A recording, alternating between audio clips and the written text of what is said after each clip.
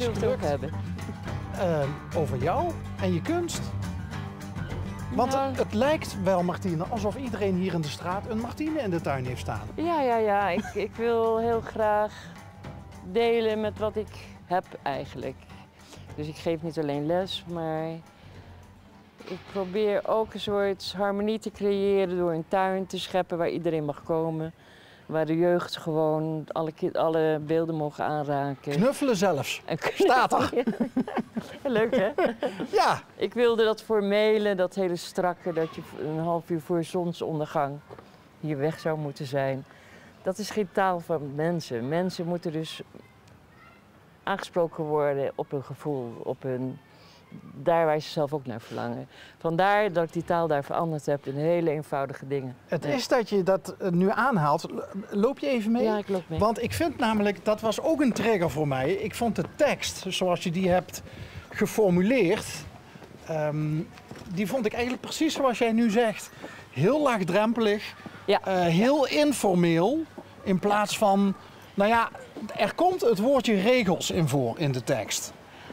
Nou ja, dat komt dus ook omdat ik dit bord heb ik gekregen van de gemeente. Want die wilden hier een groene plek van maken. Maar toen ze hier kwamen kijken, stonden ze aan 5 bomen planten. En het openstellen voor de mensen hier omheen. En ze wilden dit eigenlijk dat lapje grond terug hebben van ons. Want wij hebben dit in bruikleen. En toen we hebben dat in bruikleen gekregen, we hebben erom gevraagd omdat hier het onkruid zo hoog stond. En er was een pand wat al 18 jaar zo braak lag. Maar ja, wie gaat hier nou wonen? Hier is een straat, daar is een straat, daar is een speeltuin. Een veel te kleine plek. En toen mochten wij dat in bruikleen hebben. En toen heb ik een boer laten komen, die heeft alles omgeploegd. En toen ben ik naar een tuinman gegaan en ik heb bomen gekocht en geplant. En met de kinderen heb ik al die paadjes getrapt. En Kinderen van de school? Nee, ik had toen een kinderatelier. Dus de kinderen van het atelier die waren laaiend enthousiast en die liepen als in een, wat je op feesten ook ziet, zo van achter elkaar al zingend, zo die praatjes te trappen. En en zo is het eigenlijk ontstaan. En toen kwamen de beelden hier. En toen dacht ik aan de buren. Ik dacht, nou ja, een expositie, waarom zou ik alleen een tuin gebruiken? Waarom niet heel de straat? En dat gaat dadelijk helemaal door naar die kant. En Maar wat leuk dat al die mensen, of althans veel mensen in de straat. Ja, ze mogen zelf een beeld uitzoeken ook, hè. Er komt alleen maar een beeld te staan wat ze hun mooi vinden. En ik ga niks opdringen of wat dan ook. Dus het is ook, ik wil de buurt er gewoon bij betrekken. Ik heb dit nog nooit meegemaakt, Martine. Nee, dat weet ik. Dat weet ik. En ik heb ook grote projecten gemaakt die staan in Toorn. En dan ben ik voor naar Portugal gegaan om roze marmer te vinden en daar ook te kopen en aan te schaffen. Hier naartoe te halen met speciale firma's, ja. En uiteindelijk heb ik hier maanden staan hakken, soms wel 2 jaar aan een beeld. En het staat dan als roze wolk, 2 roze wolken staan nu in Toorn. Waar precies? Ja, dan moet je mijn man vragen. Die is echt een toornaar, die kan al die naam onthouden, ik niet. Oké, maar in het centrum. Vlak na het centrum, achter het centrum. En eentje hier in het park. En hoe lang staan die roze wolken er al? De eerste roze wolk heb ik gemaakt voor de kinderen. Want wat is er niet mooier om op een roze wolk te zitten? Ja, toevallig, mogen we ook... Toon, waar staat die wolk van mij? De laatste wolk. Waar staat de laatste wolk van mij? Die grote. Ja? En onder de bomen. Onder de bomen. Die kerkberg af. Ja. Dus vanaf de Ja, ja, kerk ja. En dan kijk je zo op die wolk. En wie lang stiert dat wolk er al?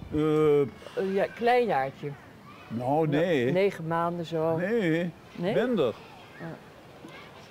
Want ze moeten een bocht maken ook nog. Ja, ze moeten een bord Want belopen. daarom hebben we hem ook nog niet gezien, ik althans. Want ze zien aan de weg in het werken, geloof ik, hè? Ja, dat zou kunnen. In Toer, in het centrum, dus we koesten er met de auto ook niet Nee, verder. dat is voor die cafés die daar open hebben. En die hebben de straat afgezet in verband met het corona. Dat er oké. die hebben geen omzet meer. En nu hebben ze dus geregeld dat ze die straat afzetten. En dat het verkeer dan niet meer komt. Op de fiets. Ja, Dus we hadden eigenlijk op de fiets moeten gaan. Ja, of te woord, dat kan ook. Wat zijn de reacties op de roze wolk? Nou, in het begin vonden ze het heel erg vreemd dat daar een roze wolk kwam. Want ze wisten niet het verhaal erachter. Het verhaal erachter is, ik heb het, voor de kinderen heb ik het echt gedaan van hoe het is om op een roze wolk te zitten. En dat je er ook vanaf kan glijden.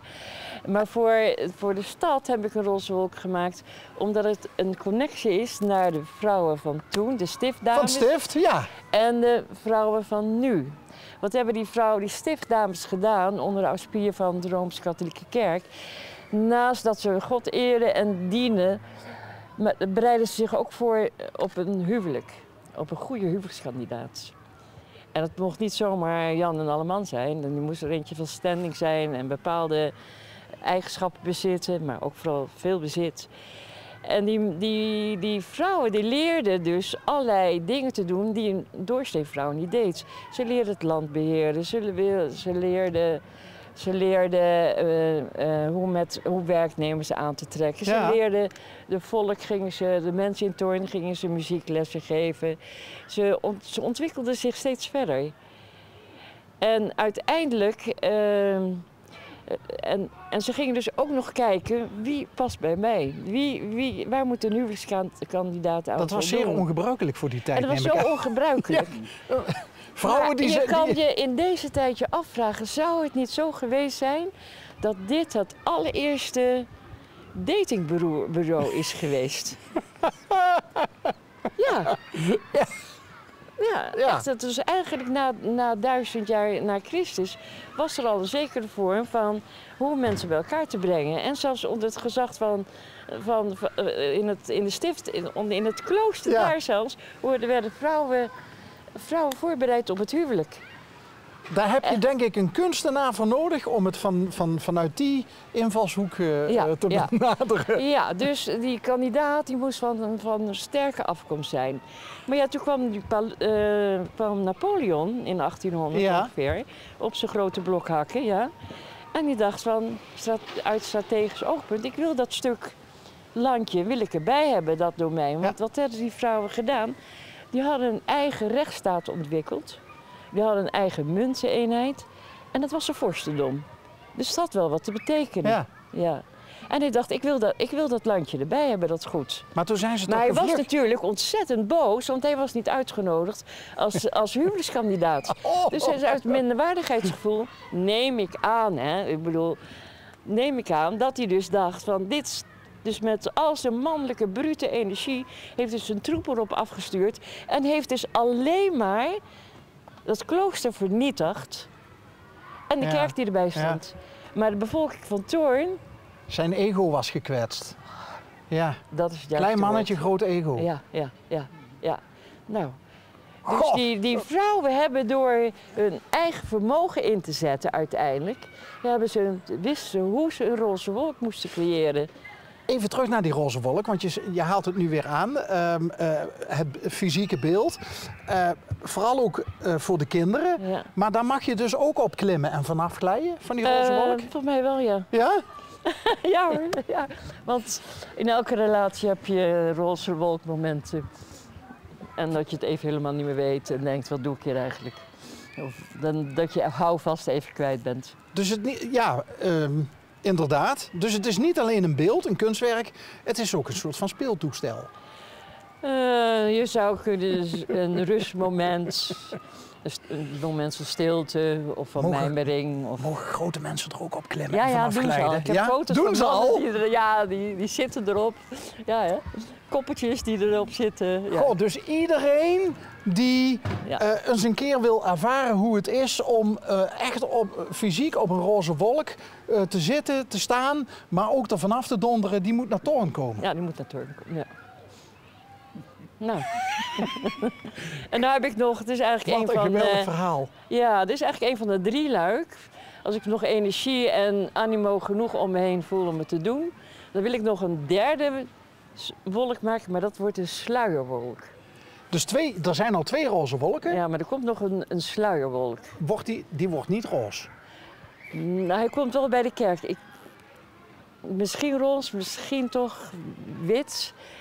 En u moet voor de abdij komen te staan aan de zijkant, zodat je naar de pomp kan kijken. Hoe heet dat daar?